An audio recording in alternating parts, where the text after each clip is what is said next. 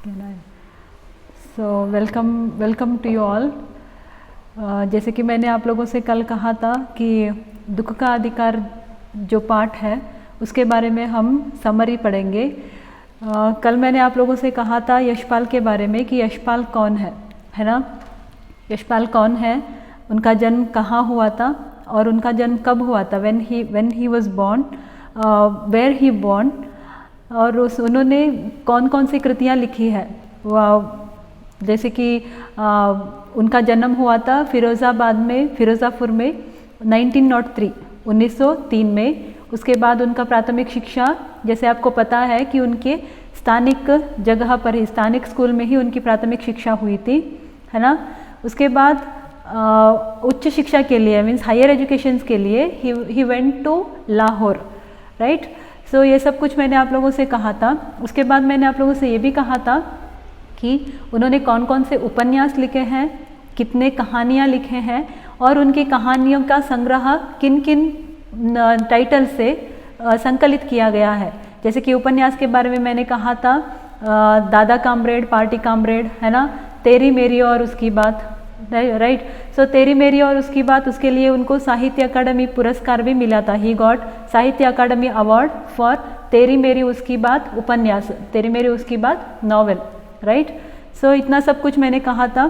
फिर उसके बाद मैंने आप लोगों से ये भी कहा था कि लेसन की, मतलब लेसन को छोटे से, मतलब बहुत ही शॉर्टली समराइज करके भी कहा था कि ये जो दुख का अधिकार टाइटल क्यों रखा गया है।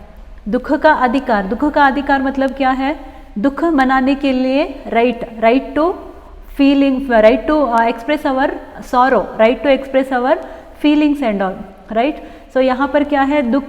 दुख का मतलब ये, जैसे कि मैंने आप लोगों को कल कहा था, दुख मनाने के लिए कोई भी ऊंच नीच नहीं होते। जैसे कि दुख आने के लिए कोई भी अमीर या फिर गरीब नहीं होता, है ना। Sorrows it will come to all the human beings, right.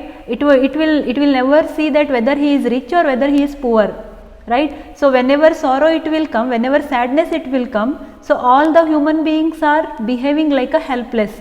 They are becoming, definitely they are becoming helpless. Like think about us. If something little sadness, otherwise little sorrow it will come to us, definitely we will become upset minded, right. Otherwise will become like helpless, we can't do anything. Sometimes we are thinking that what we have to do, where we have to go, to whom we have to tell, how can we reduce our sorrow, right. These all the things we will think. So not only we, almost all the human beings in all over world, wherever you will go, those who will affect from sorrow, those who will get sorrows, otherwise this dukh, each and everyone are thinking the same thing. They want to run from that sorrow, they don't want to face that one, right. And in that time they are feeling like they are helpless, right. They might don't have any control on their this type of the things and all, they can't change that one. So we are telling that दुख और सुख एक ही सिक्के के दो पहलू है, two faces of one coin, sorrow and joy, right. So उसी तरीके से यहाँ पर यशपाल ने हमें ये बताया था, जैसे कि शॉर्ट समरी में, कि दुख मनाने के लिए कोई भी अमीर या फिर गरीब नहीं होता। दुख चाहे वो अमीर हो या फिर गरीब हो, उसके लिए समान रूप से ही आता है। और जैसे ही दुख किसी इंसान को अफेक्ट हो करता, मतलब जैसे ही दुख किसी इंसान को ग्रस्त लेता है या फिर अटैक करता है, तो उस वक्त हर एक इंसान की मनोदशा, मनस्थिति या फिर मेंटलिटी एक ही तरह की होती है ना। तो इस बारे में हमने पढ़ा था। सो अब मुझे बताओ कि दुख का अधिकार, तो मैंने आप लोगों को कहा कि दुख का अधिकार, राइट, क्या है ये दुख का अधिकार, क्यों कहा है यशपाल ने दुख का अधिकार।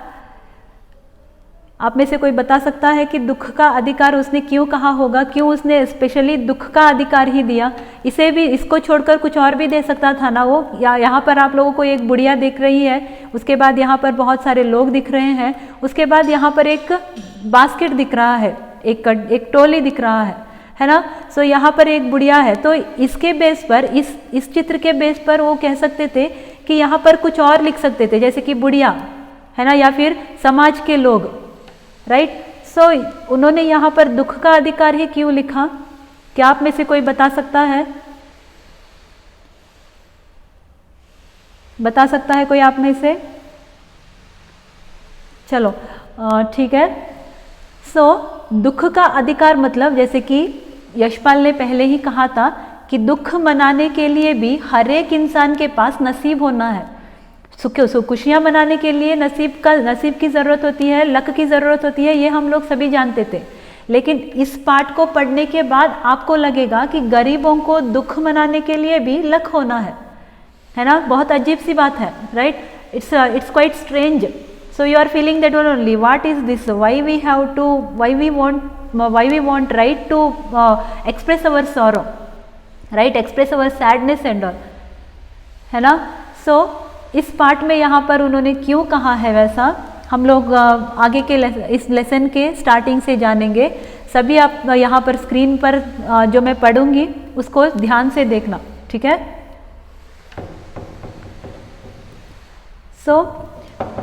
दुख का अधिकार, राइट?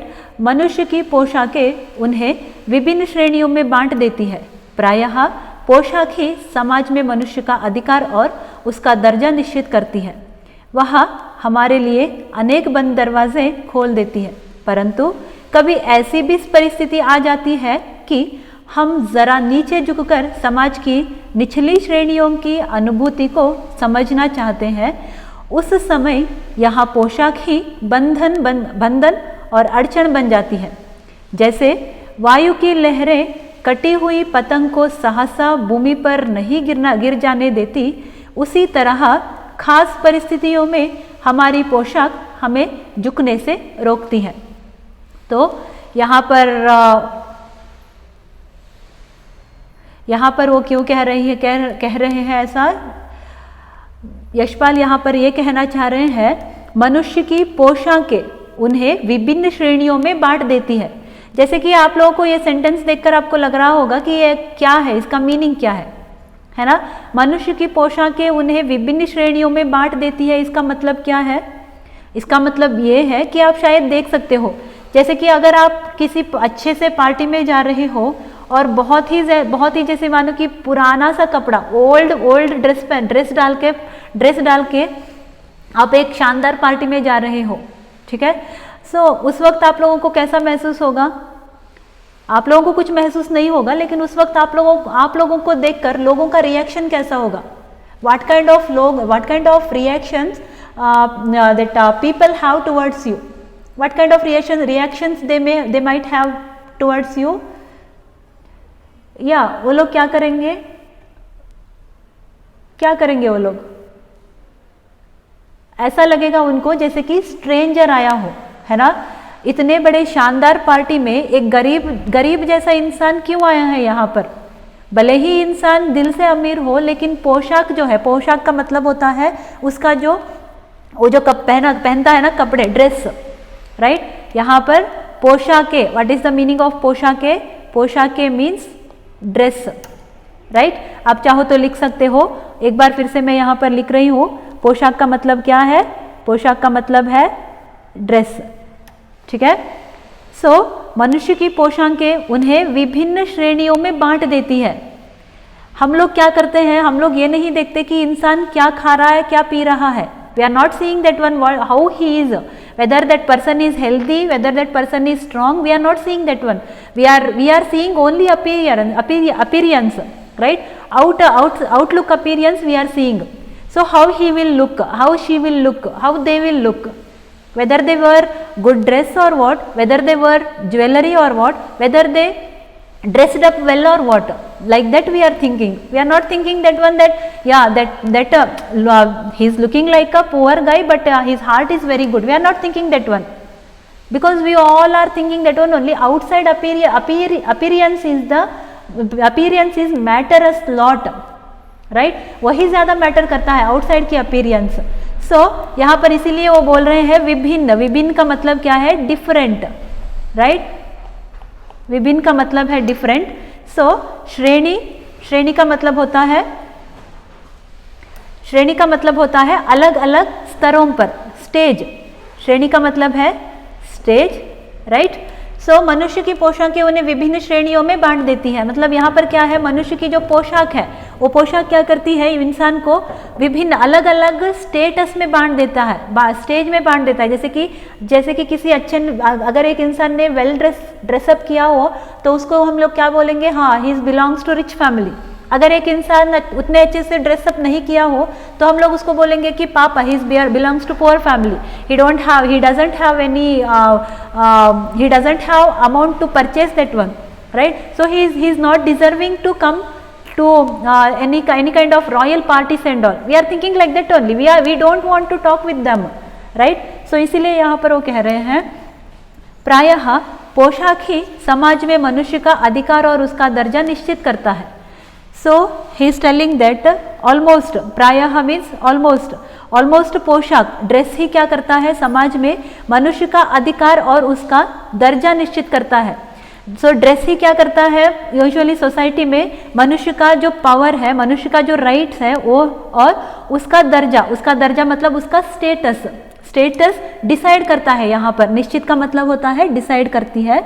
वह हमारे लिए अनेक बंद दरवाजे खोल देती है। सो यहाँ पर ये पोशाकें हमें क्या कर देती है, हमारे लिए एक बहुत से बंद दरवाज़ों को खोल देती है। मतलब जो डोर होता है, जो क्लोज हुए डोर है उनको खोल देता है। जैसे कि अगर अच्छे पोशाक पहने हो तो अच्छे लोगों के साथ हमारा क्या होगा, उठना बैठना होगा। अगर पोशाक हमारा अच्छा नहीं है तो लोग पूछने वाले नहीं है, no one will ask us, no one will notice also, right. So यहाँ पर निश्चित शब्द आया है, तो आप मुझे बताओ कि इस शब्द का विरुद्धार्थक शब्द क्या होगा। सो निश्चित का विरुद्धार्थक शब्द क्या होगा, निश्चित विरुद्धार्थक शब्द क्या होगा, यस करेक्ट। सो निश्चित विरुद्धार्थक शब्द है। निश्चित के पीछे अगर अ डाल दिया तो क्या हो गया वो, जैसे कि यहाँ पर हुआ अनिश्चित, है ना। सो अनिश्चित, निश्चित means which one is decided, अनिश्चित means which one we can't tell anything, which one is not decided, right.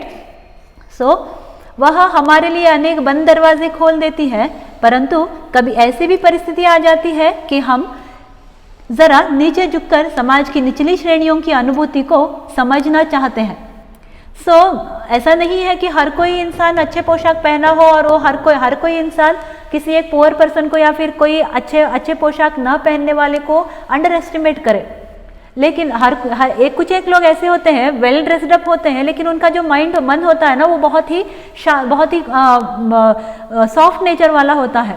वो बहुत ही ज़्यादा ब्रॉड होकर सोचते हैं। वो लोग यही सोचते हैं कि काश कि मैं उस इंसान के दुख के बारे में जान पाता, काश कि मैं उस इंसान को पूछ पाता कि what happen to you, why you are sad, why you are crying. So लेकिन यहाँ पर क्या है कि आई विश, वो बोलता रहता है कि आई विश, लेकिन वो विश जो है वो कभी उसे नीचे झुकने नहीं देता। मतलब वो जो पूछना चाहता है वो कभी भी ये जो पोशाक है वो उसे पूछने नहीं देता।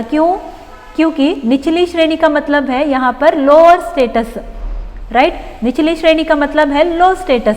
जो हाई सोसाइटी वाले जो लोग हैं वो लोग थोड़ा सा नीचे झुककर, थोड़ा सा अपने आप को बेंड करके, अपने मन को थोड़ा सा समझा के किसी एक गरीब इंसान के बारे में सोचना चाहते हो, या फिर किसी एक गरीब इंसान के बारे में कुछ अपने फीलिंग्स एक्सप्रेस करना चाहते हो, या फिर उस गरीब इंसान से पूछना चाहते हो कि what happened, why you are sad.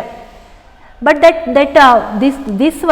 whatever poshak it is there na, this high quality poshak, it won't allow them to ask some poor person what happened to you, why you are sad, है ना। तो यहाँ पर यही कह रहे हैं कि जो पोशाक होते हैं, जो ड्रेस वगैरह होते हैं, जो वही हमारा स्टेटस डिसाइड करता है, ठीक है। हम लोग जब अच्छे तरीके से ड्रेसअप करके होते हैं तो हम किसी पुअर इंसान से ये नहीं कह सकते कि what happen to you, why you are crying. We can't ask them. If we will go to them and if we will ask them, then we are thinking only that if we will ask them anything, then what society will think about our self. See that person, he dressed up himself, he belongs to well society, he belongs to well status, high status. In that also he went and he sat with some poor person, right. So like these type of the things are there in thoughts are there in our society. So that is the reason these are that whatever high society persons are there, they if they want to come also, they can't come downside, and they can't ask any poor person what he want, why he is sad, right? आशा करती हूँ कि आप लोगों को ये समझ में आ रहा होगा, ठीक है। उस समय यह पोशाक ही बंधन अड़चन बन जाती है। बंधन और अड़चन का मतलब होता है, बंधन का मतलब होता है रिस्ट्रिक्शन। उस समय क्या होता है, जब हम अच्छे से ड्रेसअप करके होते हैं और हमें किसी के फीलिंग्स के बारे में पूछना होता है, तो यही हमारे लिए रिस्ट्रिक्शन बन जाता है। ये जो बंधन है, ये जो अड़चन है, अड़चन का मतलब होता है बंधन, रिस्ट्रिक्शन। ये हमें रिस्ट्रिक्ट करता है कि मत करो, मत जाओ वहाँ पर, don't go, don't ask anything. If you are going and if you are asking someone that why you are sad, what happened to you, why you are crying, it means people are thinking that one only, society will thinking that one only, that you are also belongs to the same society, you are also belongs to the same status, right. ये जो बंधन है, बंधन मतलब अड़चन का मतलब, बंधन और अड़चन का मतलब है रिस्ट्रिक्शन।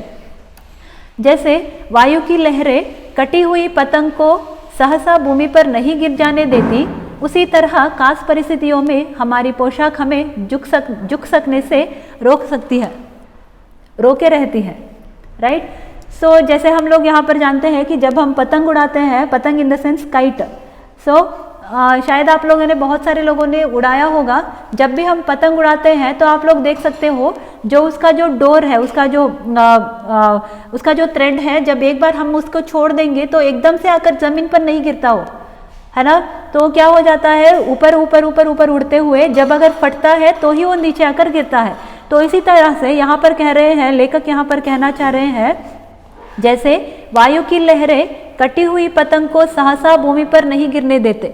जैसे कि वायु की जो लहरें होते हैं, वायु की लहरें मतलब विंड के जो वेव्स आते हैं, विंड के जो वेव्स जो है, वो जो काइट ऊपर कटी हुई जो काइट है, मतलब जिसका थ्रेड टूटा हुआ हो, उस काइट को एकदम से वो नीचे नहीं आने देता। जैसे कि आपने देखा होगा, जैसे ही हम लोग उस थ्रेड को छोड़ देंगे तो एकदम से वो नीचे आकर नहीं गिरता, वो ऊपर उड़ता ही रहता है। तो यहाँ पर वायु की लहरें किसको रिप्रेजेंट कर रहा है, यहाँ पर वायु की लहरें किसको रिप्रेजेंट कर रहा है, यहाँ पर वायु की लहरें रिप्रेजेंट कर रही है हमारे स्टेटस को, राइट, हमारे स्टेटस को। अगर हम हाई सोसाइटी से बिलोंग करते हैं तो एकदम से हम जाकर पूछ नहीं सकते, जैसे कि वायु की लहरें एकदम से कटी पतंग को नीचे नहीं लाता, उसी तरीके से हाई सोसाइटी से बिलोंग करने वाले इंसान एकदम से जाकर किसी गरीब से नहीं पूछ सकते कि what happened to you. He can't ask, they can't go to them and they can't ask them what happened to you, right? उसी तरह खास परिस्थितियों में हमारी पोशाक हमें झुकने से रोके रखती है। I told now only. जिस तरीके से वायु की लहरें कटी पतंग को नीचे गिरने नहीं देता, like that only some status, those who are seeing status and all, for them also they can't go easily and they can't ask any poor person that what happened to you, why you are crying, right? बिल्कुल उसी तरीके से। ये था पहला paragraph. इस paragraph में अगर आपको कुछ डाउट्स वगैरह है तो आप पूछ सकते हो। क्या आप लोगों को इसमें कोई डाउट है, जैसे कि किसी डिफ़िकल्ट वर्ड्स, ये जो इतना जो मैंने अभी किया, इसका जो डिफ़िकल्ट वर्ड्स है मैं आप लोगों को बाद में क्लास वर्क में अपलोड कर दूंगी, ठीक है। क्लास वर्क में आप लोगों को अपलोड कर दूंगी मैं। जैसे ही क्लास वर्क आप लोग देखोगे तो उस वक्त आप लोगों को इससे रिलेटेड डिफ़िकल्ट वर्ड्स आपको समझ में आ जाएगा, ठीक है। उसके बाद जैसे ही आप लोग इसको पढ़ोगे, पढ़ने के बाद अभी क्लासेस ख़त्म होने के बाद जितना मैंने आपको सिखाया है उसे जाकर पढ़ो। पढ़ने के बाद अगर आपको कुछ डिफ़िकल्टीज नज़र आते हैं, डिफ़िकल्ट वर्ड्स नज़र आते हैं, या फिर आपको कुछ समझ में ना आया हो, if you are not understood anything, you can ask me in the next class, you can ask me, or else you can send comment also, right? Can we move for next line? Yeah. बाजार में footpath पर कुछ खरबूजे डालियां में और कुछ जमीन पर बिक्री के लिए रखे जान पड़ते थे। खरबूजे के समीप एक अधेड़ उम्र की औरत बैठी रो रही थी। खरबूजे बिक्री के लिए थे, परंतु उन्हें खरीदने के लिए कोई कैसे आगे बढ़ता। खरबूजों को बेचने वाली तो कपड़े मुंह से छिपाए, सिर को घुटने पर रखे पफक पफक कर रो रही थी। यहाँ पर पहला ये जो यहाँ तक है, ये जो यहाँ तक उन्होंने दिया था इंट्रोडक्शन, एक पीठिका के रूप में, इंट्रोडक्शन के रूप में यहाँ पर उन्होंने दिया। अभी लेसन स्टार्ट होता है यहाँ से, ठीक है। बाजार में फुटपाथ पर कुछ खरबूजे डालिया में और कुछ जमीन पर बिक्री के लिए रखे जाने पड़ते थे। खरबूजे का मतलब क्या है? खरबूजे का मतलब है one type of sweet, not sweet fruit, right. यहाँ पर खरबूजे का मतलब वाटरमेलन नहीं है, वाटरमेलन का मतलब होता है तरबूजा, राइट, तरबूजा, ठीक है। खरबूजे को, यस वाटरमेलन, खरबूजे में फुटपाथ पर बाजार में फुटपाथ पर कुछ खरबूजे डालिया में और कुछ जमीन पर बिक्री के लिए रखे जाने पड़ते थे। वहाँ पर बाजार में, मार्केट के एरिया में, बाजार का मतलब है मार्केट, और फुटपाथ का मतलब तो आपको पता है जहाँ पर लोग घूमते हैं, है ना, फुटपाथ, राइट, जहाँ पर लोग घूमते हैं। बाजार का मतलब होता है मार्केट, राइट। बाजार में फुटपाथ पर कुछ खरबूजे, कुछ वाटरमेलन डालिया में और कुछ जमीन पर बिक्री हुई थी। डालिया का मतलब क्या है? Basket, right. In the market area, on the footpath road, some karbuja, some watermelons were there, and it was spreaded on the road also, and as well as inside of the basket also. Some watermelons were there inside of the basket, and some were kept side also. Side means road side, near to that road, right.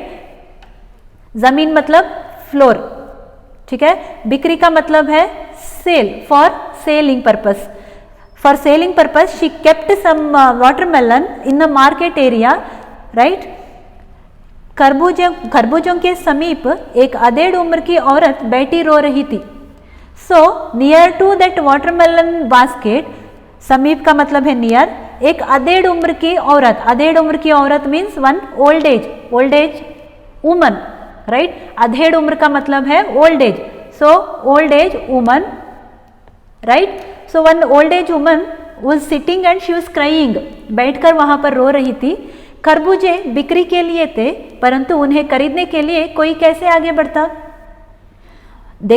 She kept that one for selling purpose, बिक्री के लिए थे, right. She kept that one for selling purpose, वहां उन्होंने बिक्री के लिए रखा था, परंतु बट उन्हें खरीदने के लिए कोई कैसे आगे बढ़ता। For purchasing that watermelon, who will come forward, who will come to purchase that one, why they will come to purchase that one, what is the reason behind of that no one will come to purchase that watermelon, right.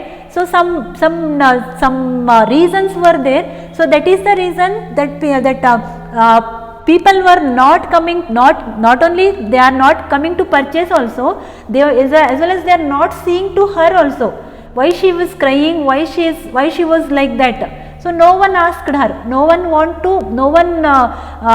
thought to ask also, right. खरबूजों को बेचने वाली तो कपड़ों से मुंह छिपाए, sir को घुटनों पर रखे पफक कर रो रही थी। You can see here, right, you can see this picture, how she sat here, right, how she sat here by holding her two hands on her knee, and she was bending her head also, and she was covered her head on by this cloth, right, by this cloth only she covered her head, and she was crying continuously, she was crying pafak kar means continuously she was crying, right. दुख से वो क्या करने लगी थी, अपने दोनों हाथों को घुटनों पर रखकर अपने सर को कपड़ों से मुंह को छुपाया हुआ था, उसने अपने सर के ऊपर कपड़े डालकर अपने मुंह को छुपाया हुआ था, हाइड किया था उसने अपने सर को, और घुटनों पर, घुटने का मतलब होता है नी पर अपने सर को रखकर क्या कर रही थी, वो पफक कर रो रही थी। She was crying, right, she was crying because no one is taking her watermelon, right? She knows that one, that no one will come to take, but in that also she was, why she came to